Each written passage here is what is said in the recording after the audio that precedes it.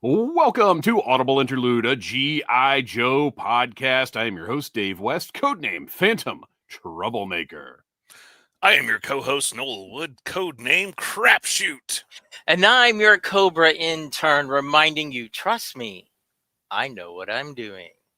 Codename Legion Cub. So anybody watching may notice the new setup that I've got here. I'm getting used to it, getting used to separate headphones. And yes, they were out of large screens.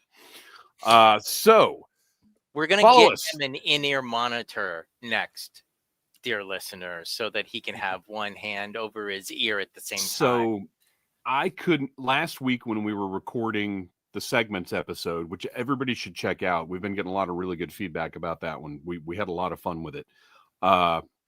When whatever happened, my internet went out or whatever the problem was, and I had to switch over to my Chromebook. And I put no, not that screen, Rexship, the microphone screen. Well, you can't see it if you're watching on mobile right now. It's kind of not in the picture. Oh yeah, it's not even in the shot on the vertical. Interesting. So maybe it's fine where it is.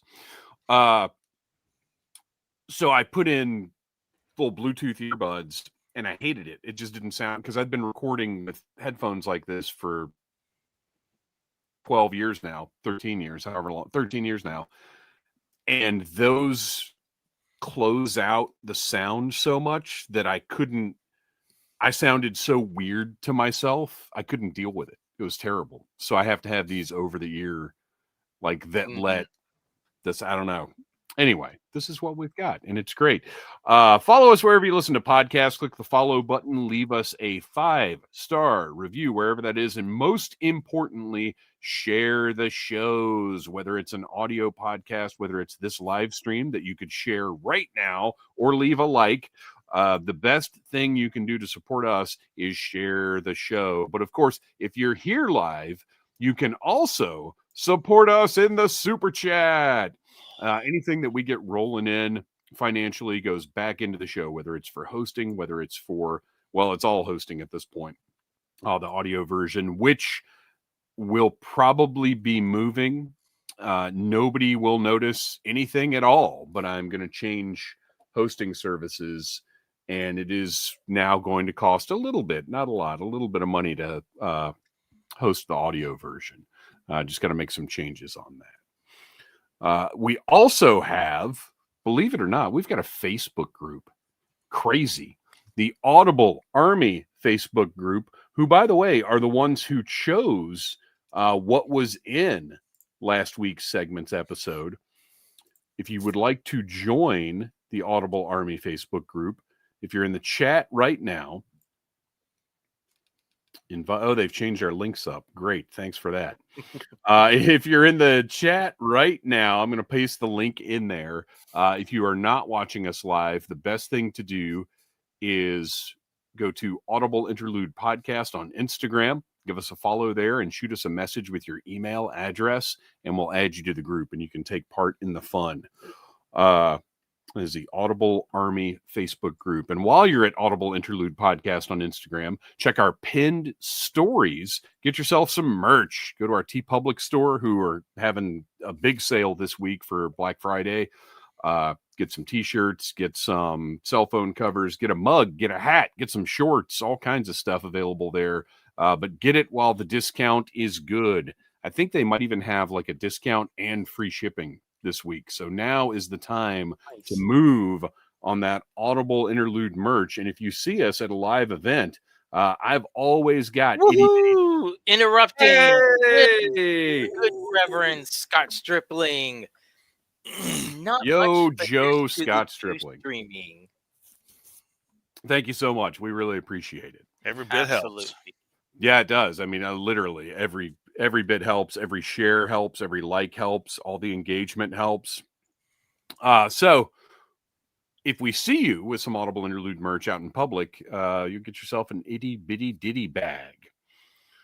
You're watching us live on the Needless Things YouTube channel right now. Tomorrow, we were just talking about this before we went on the air. My review of the HasLab Ectomobile, as they're calling it, with good reason, that I find out during my review. My review of that Ectomobile goes up tomorrow. That is the basic version.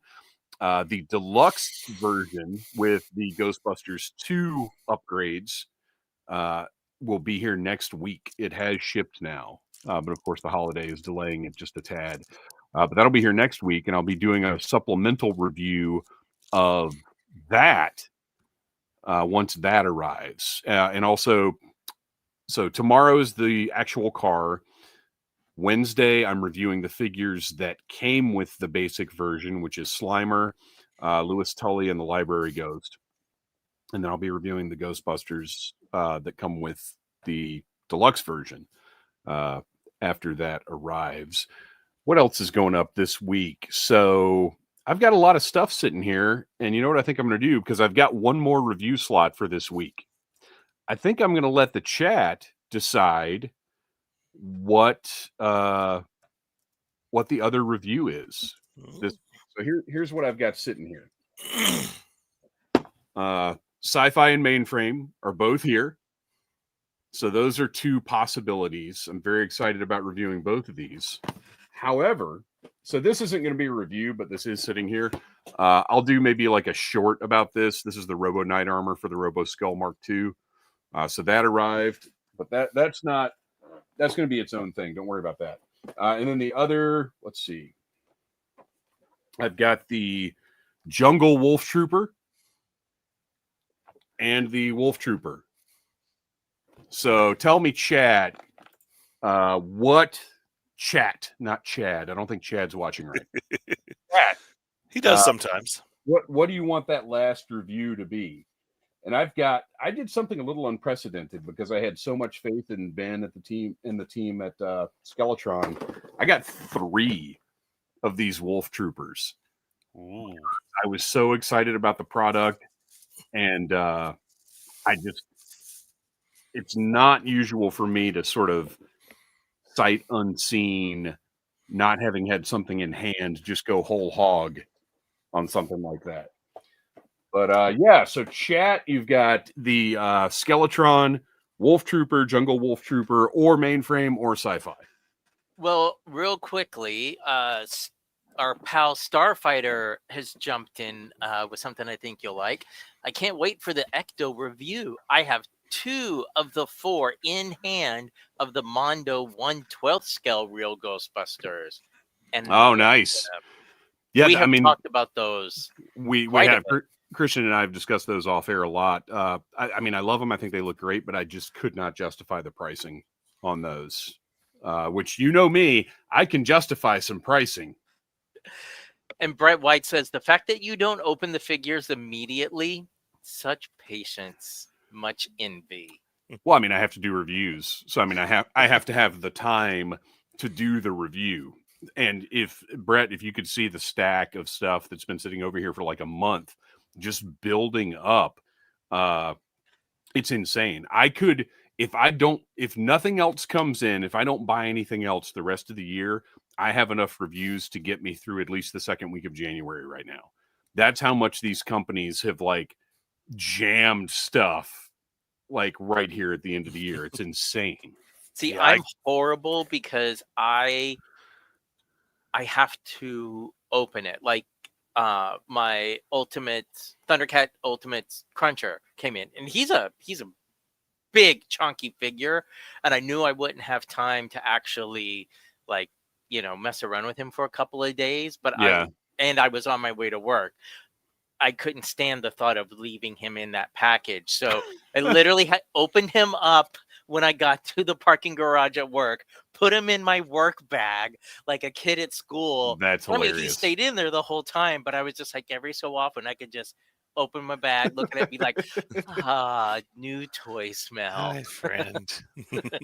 Now, yeah, I've been getting something from Hasbro. Now, wait. Like, did daily. you write Kristian on the bottom of his foot in black marker? No.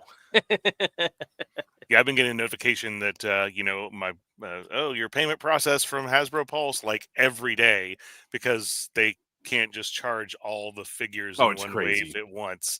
But also, like, I got the 2 Hot Wheels Transformers that I'd ordered. They showed up on, I think, Sunday yesterday. So it's just been raining toys the last few days. It's raining toys. Hallelujah. Every once in a while, though, I do get to just open something for fun. I was in Walmart the other day, and I've been eyeing those Altered Beast figures from Jack's Pacific for months, and I'm just not. I have said many times, I'm at a point where I'm not buying stuff just because it's fun or cool anymore. You just can't. But these were on clearance, so I grabbed, and am very happy that I did. I grabbed the dragon and the werewolf for $6 a piece. And they're just small. They're super articulate. They have all the same articulation of like a Marvel Legends figure or whatever. They could potentially scale with like your modern G.I. Joes. And I kind of wish because they had one dragon and they had 4 werewolves. I kind of wish I just bought all the werewolves so I could do like a little dog soldiers scenario. I've not seen the dragon. It's the first time I'd seen it, and it's already on clearance. But back when they were regular priced, I did grab one of the werewolves because I was like, I need a werewolf for my O-ring Joes to be able to fight. And they're great figures. And at $6 a pop, totally worth it. Now you're really making me wish I'd just bought all 4 of them. So let's see. So what do we got in the chat, Kristian? Have you been keeping track of what people want to see? I have been. So far, we have Ghost Viper. Wait, Ghost Viper? I don't have a Ghost Viper. There was no Ghost Viper in that list. I know. Rex Ship wants to see the Jungle Wolf Trooper. But it seems like the bulk of the people are chiming in with sci-fi. Okay. So you have so far, you've got Brett White mentioning sci-fi. You've got Reverend Scott Stripling mentioning sci-fi. But fine. We can kind of keep track Scott, of it. Sci-fi has the wrist radar dishes, right? Oh, that's Psych Out. That's Psych Out. Who is also awesome.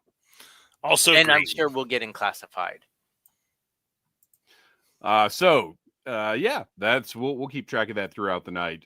Jungle Wolf Trooper, Sci-Fi. Got me saying Psych Out. Sci-Fi or Mainframe. Last week I mentioned we did an all segments episode. It was a whole lot of fun. Check it out. I did not know this until I was looking at our sound offs, but we've got a segment for next week already as well. More on that later. Diana Davis, we got the scheduling done. I was able to interview Diana. We sat down for about an hour and had a great conversation. She is an awesome interview.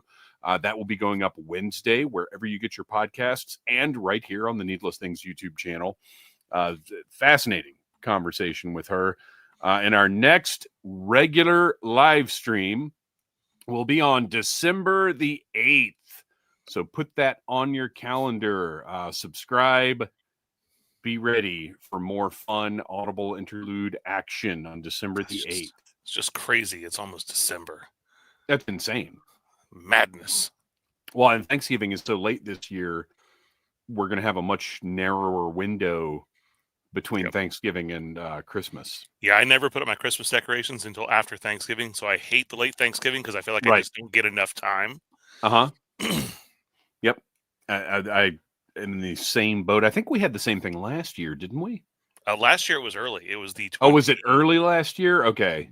Yeah, it was the 21st. It was the first day. Oh my gosh. Potentially be, or no, maybe. Yeah, it could have been the 21st. Yeah, I think it's the 22nd is the earliest it can be. So yeah, I guess it was late last year too. But anyway, yeah, I'm with you. I can't stand a late Thanksgiving. Well, I'm not a big Thanksgiving fan in the first place, but I particularly don't like a late Thanksgiving. All right, we got a little bit of follow up. First of all, I want to mention we have talked about the wrestling heroes. These are the 3 3/4 inch Real American Heroes style wrestling figures that were being done by Pro Wrestling Tees. Those went up for pre-order, as it turns out, because there was a little mix up in the communications. So they went up for pre-order to ship in December, which isn't that far off, as we were just discussing. And unfortunately, so all the pictures that we had seen, and again, this goes back to a lack of clarity in communication. All the pictures we had seen were, I'm not going to say they said they were prototypes, but they weren't specifying what we were looking at. And for my part, I assumed that nobody would release a figure with gray rivets and joints like that. I think everybody was pretty reasonable to assume that these were prototypes. Well, it turns out this is the final figure with primer gray rivets, shoulder joints, knee rivets, elbow rivets. That the figures aesthetically, the form looks great, but those rivets to me are just absolutely unacceptable. So I passed on them entirely. I was wandering around and I was like, oh, let me go check to see if those are available. And I was actually in the Aquarium of the Pacific and I couldn't get the website to work very well. And I was like, well, I'm just not going to put that much effort into this. But I did see a couple of them at Retro Toy Con this weekend. They were on a display. Somebody had them there? Yeah. So really? Yeah. Wow. And it was on the USS Flag that was sitting between the two vendor halls. Oh yeah, they had a little wrestling ring set up with it, but they had a lot of fantastic toys. Yeah, fantastic toys, and a lot of Matthew LaCroix's toys were posed on the deck and everything. And I think it was I saw Macho Man wrestling with, I want to say it was Axel Foley, but it was one of the LaCroix's toys was in there with him. I didn't even notice those on there. I stopped and talked to him, and it changed around during the show, so they may not have been there when you saw it. Okay. So anyway, hopefully Pro Wrestling Tees will take the feedback and will decide, to make the change that they need to make, because I want these to be successful. I want to collect these, but I'm not buying what looks like an unfinished figure. So we'll see what happens, and we'll keep everybody posted on what's going on with those. So next up, we've got a little feedback from one of the Audible Army members. Let's see here. So Silent Interlude sent me a message at Audible Interlude Podcast on Instagram with some good information about last week's Beyond the 80s segment. What's up? I'm listening to the latest podcast. Great work as always. Thank you very much. The 2004 convention was the one con I ever attended, and I wanted to chime in on a few things about the Dreadnought Rampage set. The $240 for the set was a premium price if you just got the set, but it also included admission to the convention, which was, I believe, 4 days at Disney. We had a dinner at the end at Epcot, and we got a killer room discount at the Contemporary, like half price. Everyone at the dinner got a special edition of Comic Pack #1 with an alternate cover. It added a lot of value to the $240 price. So that's good to know. Good information, because we definitely, or I certainly sort of stumbled over that price tag a little bit. Crusher's file card says that he took Naugahyde on an overnight hunting trip, and Naugahyde hasn't been seen since. I'm sure it was a creative way to explain the mold use decision. So that's a little justification for the look of Crusher, right? I like that. I think the Zartan was the real star of the show, as the original figure had never been redone at that point. The disappointing thing was that the mid-change figure with Hawk's body used the head of the new sculpt Zartan from 2002-ish, when they had, I think we've got a little word mix up here, when they had reused the original head with a ball joint for the 2000 Zartan. That bummed me out. In my opinion, it would have been way better. Thanks for the amazing show. Well, thank you for listening. Thank you for the great information. We always love getting fan perspectives, getting details like that, personal experiences. I think anybody who's been listening to the show for a long time knows we value experience and enthusiasm over everything. Like anybody can go to Yojo or Wikipedia or wherever and find like information. We're much more interested in these kinds of like personal recollections and experiences and stories. That's the kind of stuff that to me makes for a unique show. So Yeah. thank you very much for that silent interlude. We really appreciate it. I also want to add to that.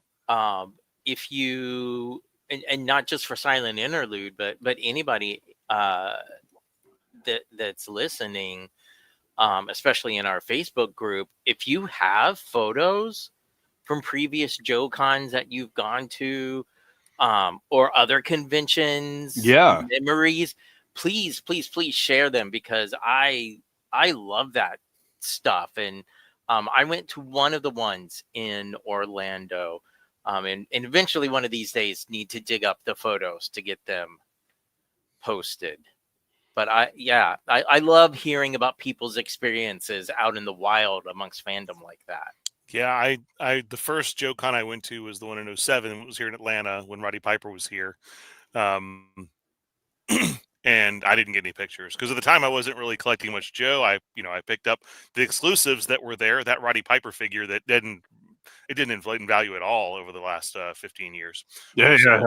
No.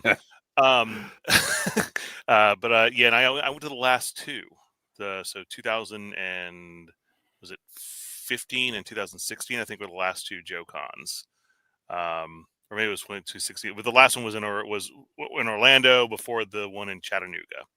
So that was the Orlando one that I went to then. Yeah, because I remember them talking about, or it was like afterwards we saw that the next one was going to be in Tennessee, but then we also saw that it was going to be the last one. And it was really sad because I mean that me starting to go to those regularly right when they ended, and we got Joe Fest kind of as the replacement for that. Because the following year was on the same weekend, also the same weekend as Heroes Con in Charlotte. But yeah, it was kind of the end of an era there. But those were great shows. I wish that they decided they were going to try to do that HasCon thing that did not last but 1 year. Oh, I forgot all about that. Yeah. So they both the Transformers Collectors Club and the G.I. Joe Collectors Club got rolled into that failure. But BotCon's back at least. Nice. I've got some Transformers adjacent news, but I'm probably going to sit on it until, well, not news, but Transformers adjacent thing to talk about, but that'll probably wait for our next live stream. So yeah, the Audible Army Facebook group is a great place. I mean, we share links for pre-orders, we share sales and all that kind of stuff. But really, it's the experiences and the fun. And customs. We're getting a lot of good customs getting shared. Yeah, good so check it out. All right. Well, I believe that brings us to the news, of which there is not much this week, but that's okay because we've got a couple of Sound Off is huge this week, and then we've got a special segment that we're going to hit right after the news. So let's keep on chugging. The only real news is that the newest wave of Reaction Plus figures from Super 7 went up for sale, and I cannot tell you how much I love the fact that they go up for sale. It's not a pre-order. It's not something that's coming in a month or 3 months or 6 months or whatever. They put them up for sale. I think that's absolutely fantastic. Well, the fact that the first time we saw these figures was when they were for sale. Yeah. Like, there was not the first time we saw the renders of these figures. The renders of them. But I mean, the first time you even knew they existed was, by the way, here they are. These are for sale. Well, they did. They showed the card art for the radioactive Snake Eyes a couple of days before the sale, but that's it. Yeah. Oh, I missed that. Yeah, it was like, ooh, Brian knocked it out of the park again with holding on to the secrets until they drop. Yeah, well, but that was them sharing it. It's not like it got leaked. It was Super 7 put up a post, so that was very cool. Okay, so let's talk about these. We are going to start with the radioactive Snake Eyes. I love it. I really like the one that came with the sled, even though it doesn't glow very well. I'm curious to see if this one glows better, especially since it has red glow on the packaging. This is Sunbow as heck. It's something that everybody has done now. Super 7 did the reaction version that came with the sled. Hasbro has done the classified version that doesn't glow. That one doesn't glow at all, does it? No. Why is the classified team afraid of glow in the dark? Isn't that interesting? Yeah. So yeah, this is one that I want, but I have not ordered because it's of the 4. This is the one that I had the least amount of interest in, but I did buy all 4. Just I salute you, Noel, for your all-inness on this Reaction Plus. This is a new Noel. I love it. Well, we'll see. There may be a stinker. There may be a stinker down the line. But I also thought, I might not complete the collection if certain ones do not become available to the wide general public. But I did manage to find that. Oh, nice. Yeah, I've got more to say about him later in the show. I might have to jump up and grab him though. Yeah, I forgot to bring him over here because I get this other massive stack of stuff. If you're just joining the show, let me know what you want to see reviewed this week. Sci-Fi, Mainframe, or the Skeletron Jungle Trooper or Wolf Trooper. Let me know. White Vegeta says classified hands glow. Now I know they were the pink plastic, but I never noticed mine glowing. Maybe they did, but I also sold mine, so I can't. Yeah, you just bought it for the bear. I did. So this is one that I will eventually own, but was not a priority right now with the deluge of stuff that's coming in. Next up, Cobra Commander, his look from the beginning of G.I. Joe, the movie with the cape. It's great. I want it eventually, but again, not a priority buy for me. It is said, yes, I don't need another Cobra Commander, but this is the one that I do need. So that look is with that cape is so iconic. So yeah. Yes, and has been pointed out by many folks. It does somewhat resemble the 70s boogie Cobra Commander. Yes, it does. So that explains Wreck Ship's 3 Dog Night Cobra Commander. Oh, you know. Yeah. Now Super 7 needs to sign 3 Dog Night to their music releases. There you go. They were the largest musical act of the 1970s, so they're probably cheap. Arctic Scarlet, which kind of goes back to what I was saying a couple episodes ago about I'm not necessarily excited about getting all of these characters in their Arctic gear, but the figure looks great. Yep. No, these are actually going in the order of need from least to most. So I really, really love this one. This would be a must buy for me if it was like last year's prices. Mm-hmm. That's the only thing now that has me struggling with, I mean the same sort of decision that Dave is like. I will eventually own her. I'm just not going to own her right now. Not when I see her at a con or something, that's probably when I'll pick her up. Yeah, and it's not even that I'm waiting for like a price drop, although that would be nice. I'll pay $25 for these figures. I'm okay with that, but I don't particularly want to pay the shipping. And there's so much other stuff. I've just got to allocate my funds. But this figure looks great. I love the translucent look of the goggles. If you get a little closer up, you can actually see her eyes behind those goggles. They're clear plastic lenses. She's got the Geiger counter, which I think is a really nice accessory to throw in there. It's a great looking figure.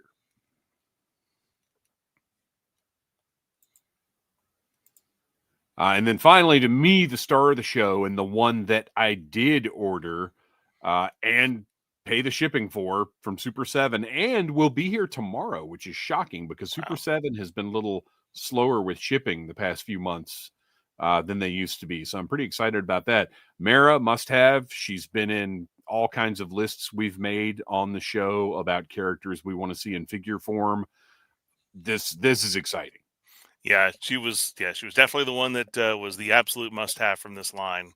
And she looks great. I love the fact they gave her the bubble helmet. I'm wondering if they'll do another variation of her later on with her civilian outfit from There's No Place Like Springfield. Wouldn't surprise me. I mean, You that's have right the up head Super. sculpt. You'd have to you have to do a different torso, but Yeah.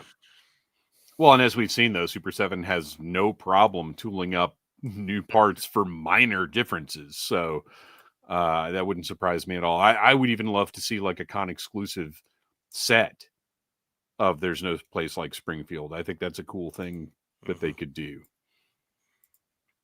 And we haven't seen anything like that. I mean, they did the set with the twins, with Tomax and Zaymot, but they haven't done any sets of Reaction Plus like they did with Reaction yet. Yeah. Yet. So yeah, this was the must-have for me. This is the one I've got on the way that I haven't even reviewed Big Lob and Pythona. Tiger Force Duke, although I'm not sure I'm going to open him because it's been so long since I got him. There's another Target exclusive, the Serpentor that Noel just showed us. But yeah, I'm so far behind. I don't know when I'm going to get her into the lineup. But very excited to have Mara. Like I said, one of the most requested characters we've had for the figure line, for any figure line. We were talking about her for Classified. We were talking about her for Reaction. We were talking about her when Hasbro relaunched O-Rings, and we were talking about what they might do with theirs, which I don't think any of us anticipated what they did with them, but you know. But I mean, this opens the door too, and there was again, we have a sound off later on that talks about this, and I'll go into some things with that. But I mean, there's a lot of things that have been on our bucket list for a long time, and this right here just indicates that we got a good chance of getting a lot of those other ones here soon. So a question came up in the chat. How much shorter are the Reaction figures compared to the Reaction Plus figures? Also, do they scale well with vintage O-ring? I can answer that question right now. Hang on just a minute. Noel and Kristian, talk amongst yourselves. Well, I was going to say, I only have a few of the regular Reaction figures, and they are actually on a totally different shelf. So unlike any of the other 5-point articulated figures I've never actually mixed the two. Yeah, same. I've got not with my O-rings. Like the few Reactions that I have are strictly for display only purposes. Yeah, the Reactions that I have are, I think maybe with one or two exceptions, are all still on their cards. The only ones that I've really opened are my Transformers Reaction figures. But yeah, the Reaction Plus ones. Oh, sorry, the Reaction G.I. Joe ones. I don't think I've got any mixed in, so it's hard to say. As far as Reaction Plus go, they're a little bit. I mean, they're aesthetically they're thinner, like more like the 82, 83 Joes than like the 85, 86 Joes that got a little bit more beefed up. But they still look, fine. You can intersperse them in. Like I've got my right now I've got a little display with my my rawhides, and it looks fine. That Jinx and that Falcon and Big Lob hanging out with Tunnel Rat looks good. I think they mix well. Yeah, they do. So okay, well, no, we were talking Reaction Plus and O-ring. Size-wise, they mix well. Aesthetically, you know me, I can't mix any of them. Right. So here is Reaction Plus Cobra Commander next to original Cobra Commander. You can see, I mean, they're really even aesthetically not that far off, but size-wise, they work perfectly together. And then Reaction Cobra Commander and original Cobra Commander, again, size-wise, they're they're perfect. I mean, you can use Reaction and Reaction Plus in the original vehicles, no problem. Unless the knees have to be bent, Right. then obviously then your reaction doesn't work. But in most cases, you don't have to bend the knees. So yeah, they all three work. Depending on what you're doing, if you want to throw a bunch of the reaction sailors in your flag, it's going to work. Yeah, they'll just look a little stiffer. Yeah, right. Which they're at attention. But that's also who knows if this continues to be successful, we may get those like green shirts and sailors as well in Reaction Plus. Yeah, wouldn't surprise me a bit, because that's a good way for them to maximize their investment, is to do, as soon as you do a green shirt or a sailor or a Cobra Trooper, well, right there you have 3 variants in one tooling. Well, I mean, with that, when they did the Royal Guard, even though it looks nothing like the original Royal Guard, I bought 4 immediately, because that original Royal Guard is so hard to find complete, because he was in a 3-pack and people troop built him. Yeah. So yeah, lots of possibilities there. All right, well, that brings us to our next very special segment. I'm excited about. We put a little thought into this one. We're calling this Happy Thanks Joeing. Now, you may be thinking to yourself, why didn't they call it Happy Joe Giving? But we're not giving Joes here. We're thankful for Joe.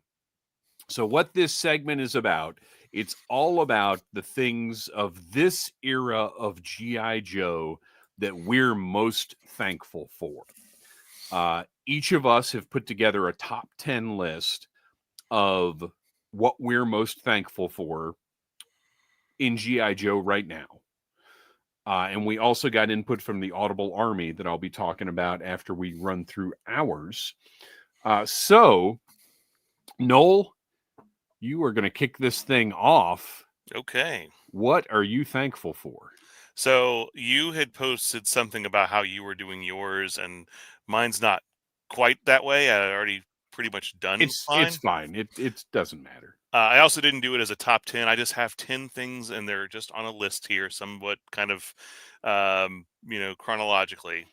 So I will say the first thing I am thankful for is, and well, I'm thankful for it, and I'm also still mad about it, is finding Breaker and the Ram for $30 at Target right when it was coming out, because that broke me out of being a Cobra only collector for G.I. Joe Classified. That's right. You know what? And just to rewind it back a little bit, remind the people that both of you guys, when Classified started, were very hesitant. Yeah, I had no interest. It wasn't until I found the first Cobra Commander figure at like a was it Walgreens or CVS that had them? But it was Walgreens was doing pretty well for a little while. I found one like for 50% off clearance. Actually, I found 3 of them, so I bought 3 of them for 50% off clearance.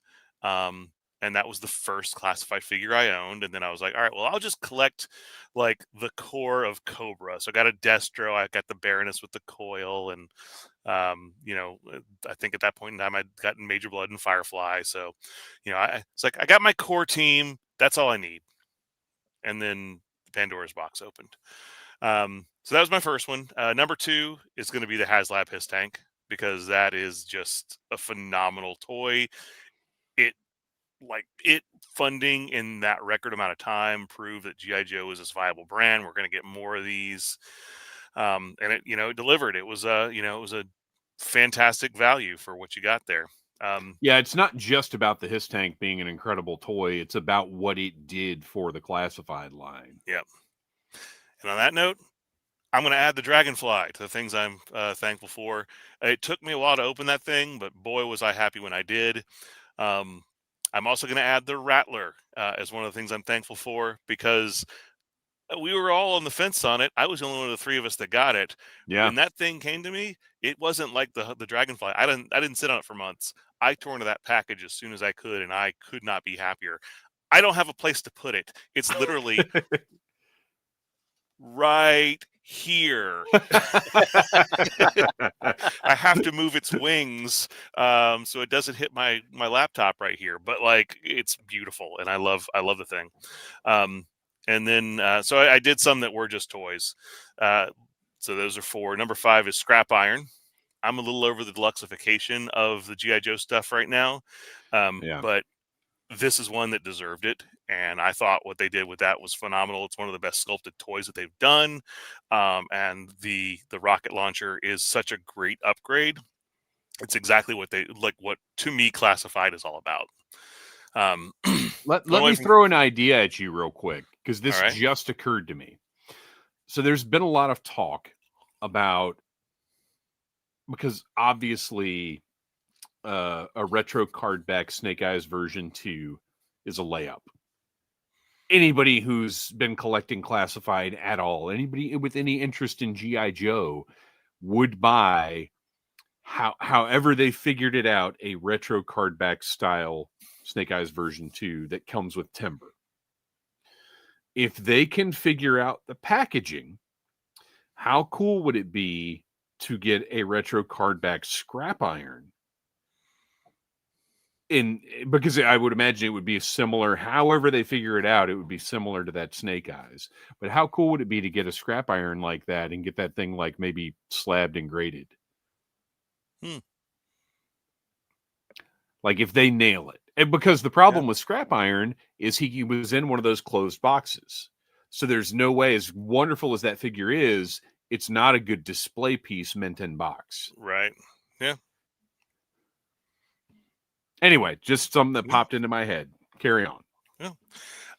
I'm very thankful for Reaction Plus giving us O-ring figures in a timely manner.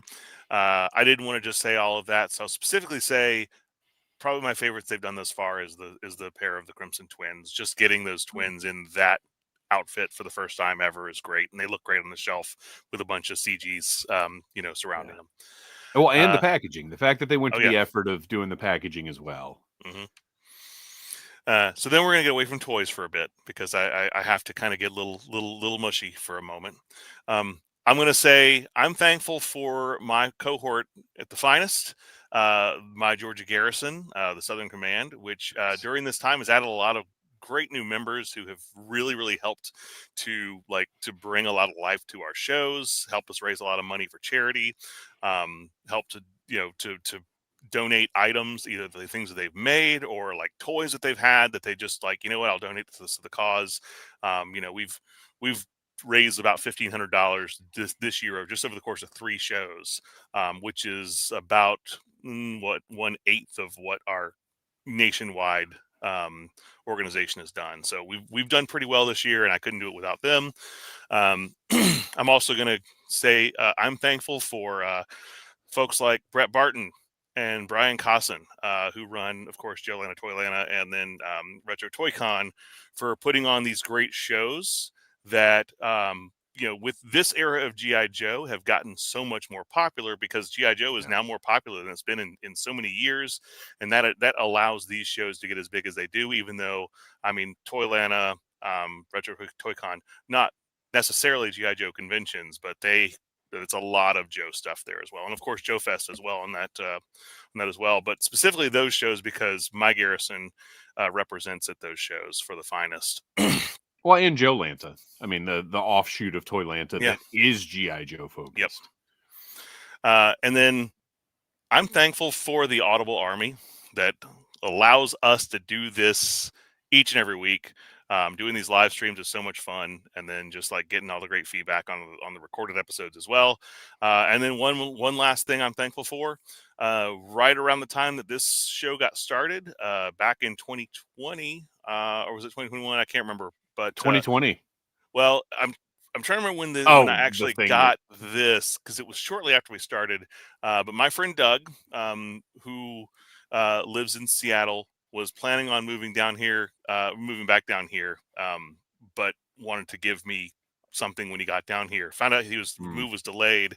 Sent me his entire box of childhood G.I. Joes, and I got some amazing amazing pieces out of that, and I cannot thank him enough for, just the generosity of doing that, and then spending $50-something to ship it from the Pacific Northwest to Atlanta.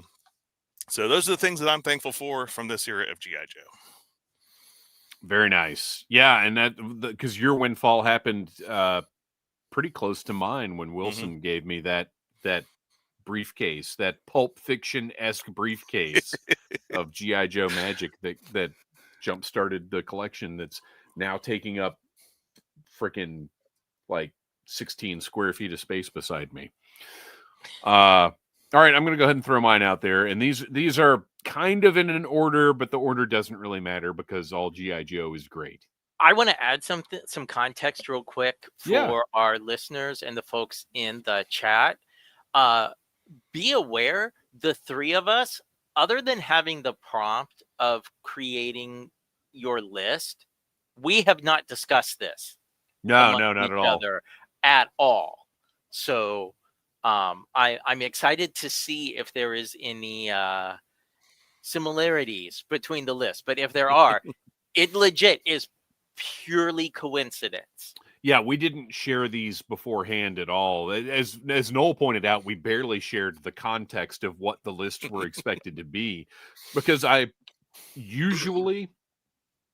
like to throw an idea out, and however it's received is what we get, because that's what's interesting to me is how people interpret what you say. Like, I don't need everything to be rigid and no, you have to do this thing this way, but I did let you guys know, like, just so you'd be aware, like, yeah, you can pick a figure. You don't have to say Reaction Plus, because it makes it a broader field when you can say specific things. So I did want to let you guys know that it was broader than you might have thought it was. But yeah, very little instruction other than that, because I always want, and whoever I'm working with, whether it's you guys, the game show, or whatever, I try and keep things very, very vague, because some of the best ideas come from people misinterpreting what you said. Like some of the best games we've done at the game show have come from somebody not understanding what I was saying and coming back with something else and like, oh wait, that's actually awesome. So that makes it more fun to me. So I'm going to start with number 10, but like I said, these are in an order, but it really doesn't matter. My number 10 is the Once a Man Cobra Commander from Classified. Not necessarily because I love the figure so much, which it's an amazing figure. It's not something I felt like I needed in Classified. I've talked many times about not necessarily wanting Sunbow in my Classified. But that Once a Man Cobra Commander was the signal of, we're getting weird. It's time to start doing that and Nemesis Immortal and Pythona and Ghost Vipers and Crystal Ball. And like that to me kicked off, like it opened a new door for what Classified could be. So that figure is very significant to me, not for what it is, but for what it represented for Classified. Next up, Wrath of Cobra, the beat 'em up game. It's so much fun. It's very basic, but it's a little slice of nostalgia, and then what else is G.I. Joe? Although we'll talk about that in a minute. But it's a blast to play. You can pick up and play for a little while, put it back down. It's just a great little game. Yes, I would love a more robust experience. I would love G.I. Joe by way of Red Dead Redemption 2. Give it to me. Yes, it's never going to happen, but yeah, I'll take it. Next up, my number 8 is Classified Sergeant Slaughter. That figure is so special to me because, one, I love Sergeant Slaughter. But the fact that they incorporated him into the line, they didn't have to. Classified would still be just as big as it is right now if they didn't think it was going to happen. Because right. with because Mattel, with Mattel, but also with Valiverse getting getting him on board. I mean, and that was not that far of a time span between, like a year. But as we found out shortly after that, Sarge doesn't sign exclusive contracts. So yeah, that Classified Sergeant Slaughter, the figure is phenomenal. We've gotten a couple more Sergeant Slaughter since, and whatever you think of the deco or the choices they've made, they're good figures. But I love Sarge. He's a great ambassador for G.I. Joe, and that figure is something very special. But again, I really am hoping for a retro cardback Sarge in the mail away gear, because that first Sergeant Slaughter is in a closed box.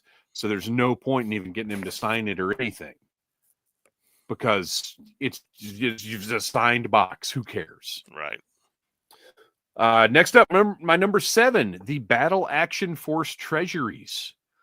While not strictly G.I. Joe, I do feel like they happened because of the popularity of G.I. Joe. And as we talked in our review of them, getting this look at a flavor of Joe that I had never experienced before is so much fun. And the fact that those are available is just wonderful. It's such a good time to be a Joe fan. Next up, my number 6, the Reaction Plus Fatal Fluffy. I mean, another top requested figure, certainly here on the show. Yes, absolutely. For those listening, Noel is wearing an I Heart My Fatal Fluffy shirt. Where'd you get that? This was from, I got it at Joe Fest, and it was from, I believe, Assembly Required was selling them. But since the show started, we've talked about Fatal Fluffy figures, in 2020, thinking, well, that's probably never going to happen. To today, where we have a Reaction Plus Fatal Fluffy, and it is not only is it not outside of the realm of possibility that Classified will do one, I would say at this point, it's almost a certainty that we'll get a Classified Fatal Fluffy, because can you imagine Lenny being like, no, I'd rather not do that? Mm-hmm. That's nuts. Number 5, the Battle Android Trooper tooling. It's my favorite Classified figure. It's my favorite troop builder. I don't know that we've got one I consider perfect yet, but I love every bat that they've released. I love that they've released so many of them, and that retro cardback one that just came out is to me the best one. It's great, but all of those bat figures are just so good. Yeah, I don't like the backpack, but other than that, that Classified bat is just it's beautiful. Number 4, the retro cardback Duke, because of, again, the figure is great, but it was more about what it signified to the line, that we're going to take this retro cardback idea, and instead of just doing these garbage cards and making it Walmart exclusive, we're going to make an opportunity to revisit characters that deserve it, to get a second shot at some characters. And while some of them are just repaints or whatever, and some of them have been complete misses, in my opinion, that Cobra Trooper is a whiff. But that Classified Duke shows us when they put their mind to a second shot at something, they can nail it. The Scarlet is also fantastic, but that hole in her waist drives me crazy. It's called the belly button. No, nobody's belly button is there, Kristian. And if it is, you need to go talk to your doctor. Number 3, back to Reaction Plus, the Reaction Plus Pythona. I mean, I don't even need to say anything else. Number 2, the Art of G.I. Joe Compendium from Carson Metaxas, a landmark of G.I. Joe media, something that I have been asking for ever since Dark Horse put out the first Masters of the Universe book. I've been saying, why can't somebody do this for Joe? And Carson stepped up with the help of countless individuals. But Carson stepped up and provided the ultimate G.I. Joe resource. It is a must-have for any G.I. Joe fan. And if you didn't get one, it's a shame, because he sold out. But it's an indispensable source of reference. It's beautiful. It's It is the pride of my G.I. Joe collection. And for what it was a bargain. Like it blew my mind what value that thing had for $100. You know, like what you get for that. Well, and guess what? That value, that price, I wish I had ordered 10 of them. Although I don't know where I don't think my house has the structural integrity to store 10 of them. You got to live on a concrete slab. Right. It's like Pee-wee's Christmas special. You built an entire add-on to your house just out of the Art of G.I. Joe omnibuses. Right. And then finally, the number one thing I'm most thankful for of this era of G.I. Joe, and this one is a little more broad, but I had Skybound. The fact that Robert Kirkman got that G.I. Joe license, and Larry Hama is continuing to tell G.I. Joe stories. The Energon universe is like nothing we've seen before, is having success integrating these brands we love in ways we never imagined possible. It's incredible. And my relationship with the Skybound creators is the interviews that I've gotten, the communication I have with their representatives is just unbelievable to me. The fact that I can, hit certain people up and ask them questions about stuff is wild. So check out my recent interview with Joshua Williamson and Tom Riley and all of the other Skybound interviews I've had the opportunity to do. But that, to me, as great as Classified is, as great as Super 7 has been with G.I. Joe, the Energon universe is the thing that I think I get the most excited about. It's the thing that inspires me the most.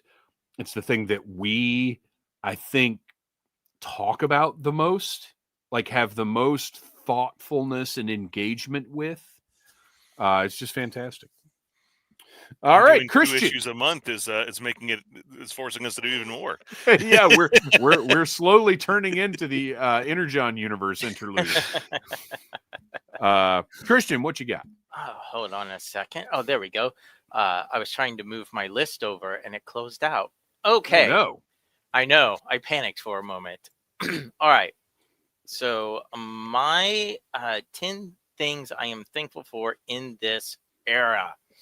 Number 10, face sculpts with personality. I was thinking about a lot of the figures like Flint, Ripper, Scrap Iron. I know, the old O-ring figures, you were beholden to what technology could do at this time, but we actually have G.I. Joe figures that look like they have lived in this universe. They're not all just young kids. And I love that. Number 9 is the Hiss Tank HasLab. It blew away the expectations to become one of the most successful HasLabs ever. And more than that, it showed that there was a desire for 1/12 scale vehicles in a way that Star Wars Black wishes its fandom would support. Sick burn. Or that Tron wishes their fandom would support. Oh, does that end tonight, or is it? Sure does. Oh my goodness! It was at like 1300 last time I checked, which was earlier today. The Simpsons meme. Stop it! He's already dead. 1357 with 3 hours remaining. Oh boy! As these guys have said, if it's just such a great centerpiece, and if it was the only vehicle that we ever got in this line, what a way to do it. Yeah. My number 8 is Lenny. So, add to that sort of the whole team, but Lenny especially, because he has a love and reverence for the Joe line that is so genuine. And when you've been a toy collector and you've listened to interviews or read things from people that have been in charge of lines, and they talk about, I loved this when I was a kid. I don't know. A lot of times it comes across as PR mumbo jumbo. But with Lenny, you can see it in his face when they do the live streams and he's holding up figures or telling you about, his childhood love for Road Pig. And I may not agree with every single change that he has made to update characters, but you can tell that he genuinely comes from a place of wanting the best for that character, not just the toy line. Well, it goes back to enthusiasm. I would rather listen to or get product from somebody who loves Flint's character design than somebody who knows what kind of shells are in Flint's web gear. Exactly. Yep. Number 7, Skybound Clutch. Move over, he shipwreck. has jumped Right? from being a character that, I mean, I had really no interest in. I was even thinking about, like, back when I was a kid. I mean, Clutch was a driver. That was pretty much it. But he has become one of my top 5 favorite Joes. And when new issues come out, he is the one character that I am the most eager to see what is going on with him. He started out as sort of like the wild card, to me, the shipwreck replacement in the Duke miniseries, personality-wise. But we have seen from Rock and Roll's death to the time that he spent hiding away in the Cobra Fortress, the effects that has on somebody. And he still has this fun and quirky personality, but so far, he's really the only Joe that we've got to see any sort of PTSD from. Yeah. And I think that is important. And now he's got this relationship with Hound that, we're still trying to parse through. And exactly. It's a crazy world they live in, and he is open to everything in it. My number 6 is a little more vague than how Dave put it, but my number 6 is the growing fan base for Action Force. Sure. When I go on eBay now, my dreams of owning some of those things has died a very quick and painful death. I will cherish you always, my $10 Muton. But I love seeing the fandom embrace not just Action Force, but also the other foreign editions of the Joe characters. I mean, we got Glinda with the Dragonfly. I never would have imagined that would have happened. We got Quarrel, I want to see more of this. I'm so thankful. I put in here that the Action Force omnibuses are out there so that people can read these stories, and it is just as accessible as the Marvel stuff. My number 5 is embracing the weird. When we started this podcast, people's opinion of Cobra Law was not nice, to say the least. And now we have a fandom that embraces Cobra Law in the comics. They embrace Dark Energon in the toy line. We have a real life Cold Slither band putting on actual real life concerts. And here on the podcast, the listeners have at least some sort of appreciation for me, because I do get feedback for some of the crazier things we talk about, and a love for Deke that has kind of been, one of those parts that G.I. Joe fandom kind of swept under the rug. And it might have its faults, but man, there's some just out there stories that I think we would not have been exposed to otherwise if we had not started embracing the weird. We've found a lot of absolutely terrible garbage in Deke, but we've also had a lot of fun with it. Right. And this leads directly into my number 4. I don't think Joe fandom would be embracing the weird as much if it was not for the passion of Brian Flynn. Mhm. Without him, I do not think Classified, even with everything going on in Skybound, I do not think Classified would have shifted to Cobra Law as quickly as they did. We know for a fact we would not have had Cold Slither. Right. Um, so between G.I. Joe Ultimates, that was going to fill a super Sunbow niche that now Classifieds is doing. So I kind of feel like Brian Flynn has always been a man that's ahead of the curve. Um, it goes back to that passion thing. He does what he loves, and what Yeah. he puts out there is what he wants to see. And surprisingly, he knows that a lot of fans, it's their guilty pleasures as well. And once it's out there, everybody is like, oh, again, Amara figure. We've talked about it for years. Who was going to do it? Look, we've keep going. I'm going to try and think of how I want to phrase that. Yep. Okay, my number 3, the Skybound shared universe, showing fandoms how to do a shared universe the correct way. Right.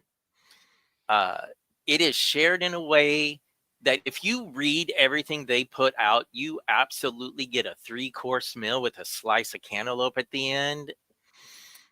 You're full, to parody The Simpsons. But if you don't want to read all the books, you still get all the information you need in the books that you are reading to enjoy them. And they give you just enough information if there is something you need to know that's going on in one of the other books. You can have a throwaway line in the G.I. Joe comic about Stalker and them going to clean up the robot mess in Chicago without having to have, a 15-part crossover. Right. So I love that. And every single one of the Skybound books, killer. And it feels, I think, the different aspects of all the various fandoms. Number 2, taking characters that I don't care about and making them into must-haves in my collection. I am looking at you, Sand Viper. I am looking at you, Frag Viper. I am looking at all the bat variations I own, and I don't even own as many as Dave. But especially going back to the O-rings, looking at stuff like the Mega Marine Vipers, the Built to Rule, stuff that when I was younger, you were just too cool for, and now getting to see and hear other people in the fandom's love and appreciation for these things, it sparks something in me, and I'm very incredibly thankful for that. Just to plug the Diana Davis interview again real quick, that's one of the things we talked about is how wonderful it's been since we started this show, getting to know and becoming aware of the generation of Joe fans after us who grew up with the Deke cartoon or grew up with those 90s look, or like that Desert Camo Duke was their Duke. Like, getting to know and appreciate that era of fandom has been awesome. So there is, and this ties into my number 1. So I'm going to go ahead and say my number 1, and that is the Audible Army. And you guys, the Army, I am not including me and Dave and Noel in this. you guys have created a fandom that does not gatekeep, that is open to every iteration of Joe out there, and you love sharing your passion about what you love about GI Joe.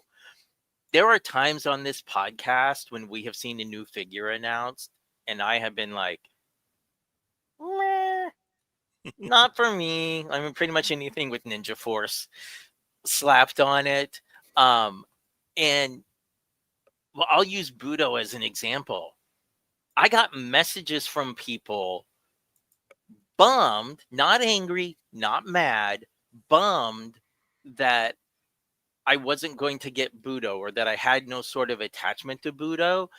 And then they were telling me all the things they loved about the character, you know, when they were younger. And it's like, oh, now I'm hearing all of this. I'm still not going to say I'm going to get him, but I have a new appreciation for it. So yeah, so that is my top 10. So we have, now that we've shared ours, we've got some commentary from the Audible Army, when Noel mentioned the Audible Army, I actually slipped Sergeant Slaughter back onto my list. I was like, well, now I don't have to mention Audible Army. But yes, obviously, as we say every single time we record, the Audible Army is who makes this all possible for us to keep doing. And speaking of them, we've got some commentary from the Facebook group. Travis Feuerburn, I am thankful that they are still dedicated to this line and have not killed it off yet.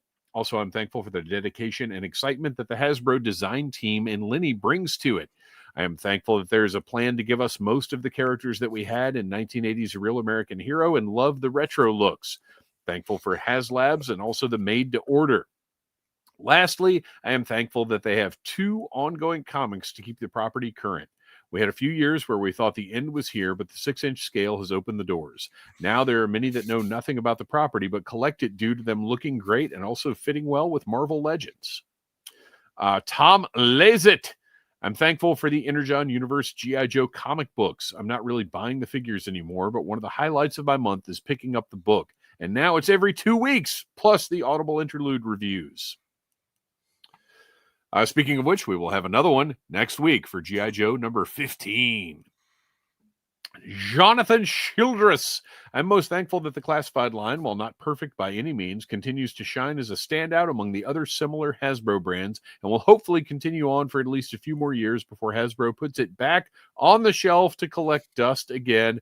LOL, squinty laughy face. The emoji king, our little wreck ship is. Actually, you know what? I take that back. Road Pig is the emoji king. Wreck Ship is but an apprentice. Jim Humphreys. Since I'm not a big classified collector, I'm really thankful for the indie O-ring lines carrying the torch for us old guys.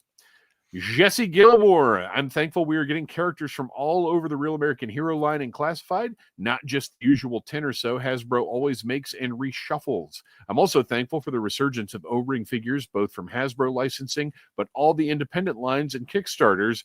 Also, saw someone else mention, so I needed to add, I'm so thankful for the Joe team at Hasbro. From Lenny on down, you can tell they have actual love the brand and treat with respect as having grown up with the characters. I'm really thankful for the marketing team of Emily and BMAC too, as they show the line a lot of love and are also way more entertaining to watch than the other Hasbro teams. Truth. Brett White, everyone check out Pop Heist. I'm most thankful for the acceptance, embrace, and celebration of the more bizarre parts of G.I. Joe. The way Skybound, Hasbro, and Super 7 all feel in lockstep, unintentionally, re Cobra La, Sunbow, the 90s designs. It makes the franchise feel fun in a way that it hadn't for me in decades. It's comforting to know that Joshua, Lenny, Brian, and all the others have a love for this franchise that goes beyond just wanting super accurate military toys. I would not be here if I hadn't seen Cobra La in Cobra Commander #1, or if Hasbro hadn't put their whole marketing might behind a live Cold Slither concert, or if Super 7 wasn't making O-ring action figures of ignored icons like Big Lob and Pythona. It's fun. And finally, David Finn. For me, it's classified. I love the figures overall, and it's totally spurred into full Yo Joe. So there you go. That is some feedback we got from the Audible Army Facebook group. Speaking of feedback, it is now time for the most popular segment of the show, the one where the Audible Army gives us cues. Oh, Kristian? Let me interrupt real quick because we do have one from the chat. Yes. Our buddy Starfighter said, I am thankful as well for the third-party companies that help enhance our figures and vehicles. I just received the Spear Turret for my Vamp All Triker today. And I had third-party. It was like right on the bubble there. So I'm glad you mentioned it. Because yeah, and that really is a good point. As much as I'm not, well, okay, so O-rings, obviously third party stuff, which I don't really think of that as third party, because they're doing their own thing. But Gridiron and Ramen Toys and all of these that are making things that kind of support the classified line. It has absolutely helped the brand grow. It is critical that people who are into customization and upgrades and all that kind of stuff, that's a big part of the industry now. You know, we talk about toy photography all the time, but customizers are also toy photography. Customizers are also a huge part of the toy industry in general. And the fact that we've got people doing things specifically for Joe is very important. So great call out. All right. So to move on, it's time for everybody's favorite segment, Sound Off, where the Audible Army gives us cues of what to talk about, some mental exercises, and possibly just some in general bad ideas. So let's move into Sound Off. If you would like to participate, follow Audible Interlude Podcast on Instagram. And every time we're doing a live stream, we'll put up a Sound Off post requesting feedback from the Audible Army, and we'll respond to it right here live on the show. First up, Scott Stripling Art. Which Joe Cobra brings what for Thanksgiving feasting? Roadblock has the turkey covered, obviously. Who has a good grandma's stuffing recipe? Who just brings the can of cranberry slop? And I'm going to stop you right there, Scott Stripling. How dare you? I cannot have a Thanksgiving without the can of cranberry sauce that plops out into the nice glass dish and retains the shape of the can, and you slice it into those circles. I have to have my cranberry gelatin every Thanksgiving. Now, don't get me wrong. I love a good homemade cranberry sauce as well, but I have ruined Thanksgiving. This isn't true. I have ruined Thanksgiving over not having canned cranberry sauce. So you watch yourself, buddy. Who spikes the eggnog? Thank you and happy holidays, guys. So this is fun. This is a good. We always like our timed sound offs. So I've got some answers for this one.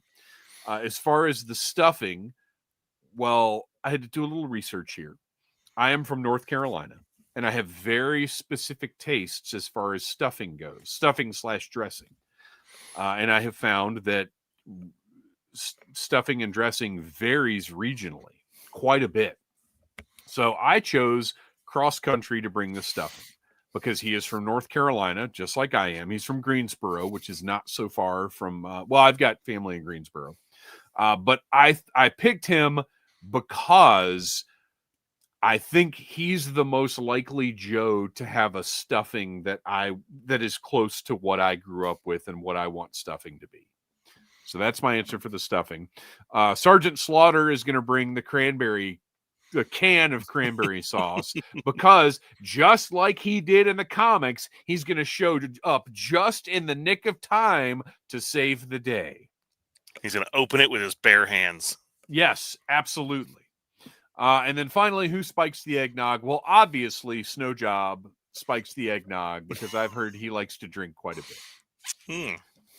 What did you guys have for this? So I have, and I expanded. I had a few other side dishes that had to go with our Thanksgiving table as well. Scarlett, of course, is going to bring her Southern style cornbread stuffing, because it is legendary. We're going to have also some other things. Gung Ho brings some deviled eggs covered in paprika and pure Cajun fury. Solid. Yeah. Doc, he brings a nice salad. Snake Eyes shows up, silently places 3 baskets of perfect hot dinner rolls on the table. No one knows where they gets them. Nobody questions it. Shipwreck is going to be the one that brings our cranberry slop, but Polly winds up eating most of it. Quick Kick is responsible for desserts. He thought he was going to bring a pumpkin pie. Nope, he brought a bunch of leftover frozen fudgy bars. And finally, who spiked the eggnog? It was Footloose, except it was spiked with ayahuasca rather than booze. Oh my everybody gosh. goes on to a trip. Wow. That's intense. Up until the ayahuasca part, I could literally like visualize everything you were saying, and now that it just went off the rails. I feel like not for a drug reference, obviously, but I feel like weirdness wise, like you kind of took on Kristian's persona for that last pick and going like completely outside of the box left field. Hey, so well man, done. just enjoy the eggnog, man. Yeah, mine is way simple, because I had Thunder, because he's from Kentucky, so he's going to have stuffing that has sausage in it.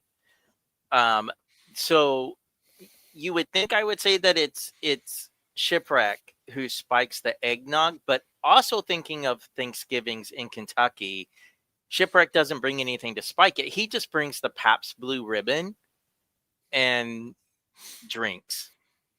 And unfortunately, I was trying to think which of the Lady Joes would have something delicious to bring, and none of them with their backgrounds, I feel like, would actually be a good cook.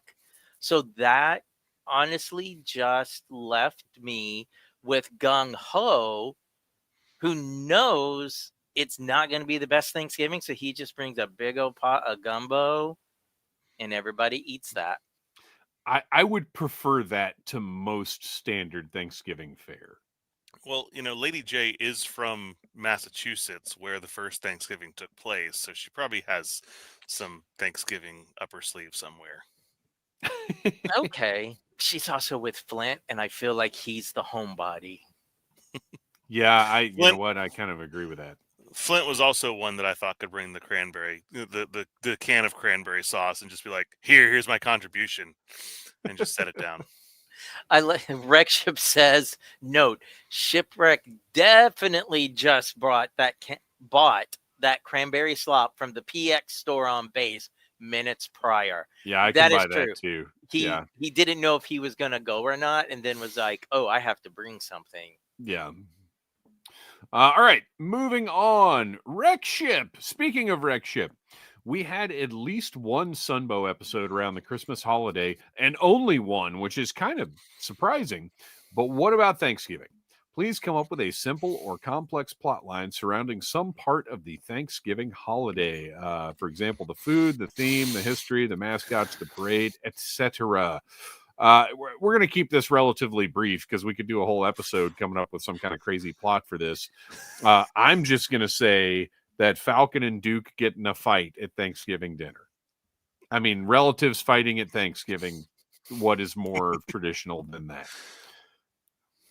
Kristian, what do you got? Okay, then I'm going to read this in my best blur speed. Oh boy. I had way too much Oh, fun fun. with this one. Gosh. Yeah, so did Okay. Cover Girl takes Shipwreck and Grunt back home to her families for Thanksgiving since they have no one. Little do they know that Mindbender and Scrap Iron have switched out the parade floats with a Horn of Plenty that shoots corn on the cob missiles and a turkey with hypno rays to turn the small town into willing Cobra agents. Due to his jealousy of Grunt, Shipwreck engages in some Keystone Cop antics to get Cover Girl's attention during the parade and crashes down a clown car into the Golly Gravy Tower, with gravy pouring down and short-circuiting the Hypno Turkey and Bat Soldiers, while Grunt and Cover Girl manage to set the Horn of Plenty on fire, resulting in a popcorn explosion. And how do we turn corn on the cob missiles into popcorn? Sunbow magic.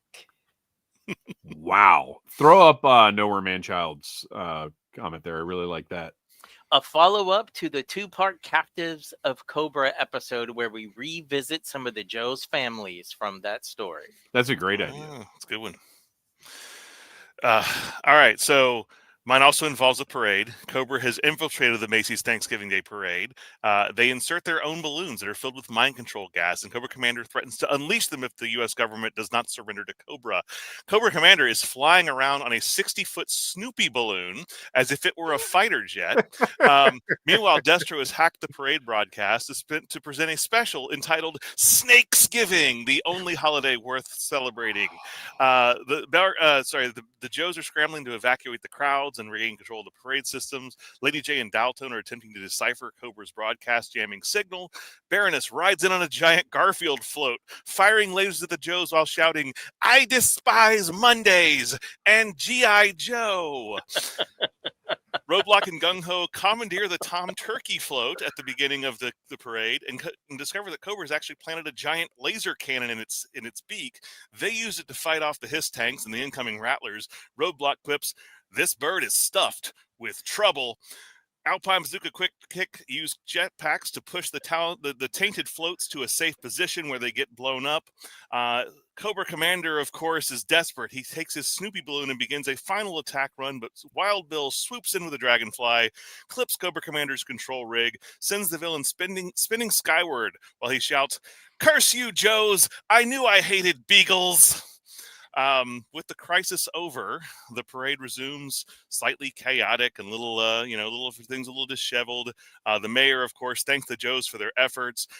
He quietly notes, however, next year the Snoopy float might not be back. The Joes celebrate with a Thanksgiving dinner. Roadblock begins carving a turkey and says, "Now this is the kind of bird that I like dealing with." And love it. You guys are amazing and clearly had a lot more bandwidth than I had today. That took like an hour. I'm not proud of it. No, that's amazing. That's great. All right. Moving on. Brett White. Everybody check out Pop Heist. Where did y'all come up with your code names? And then an addendum, or how? I feel like that was a very Tennessee way to ask that question. Well, Noel, you want to start this one? The other one I wanted to use was not PG, so at least it wasn't in 2020. Yeah, we knew from the start.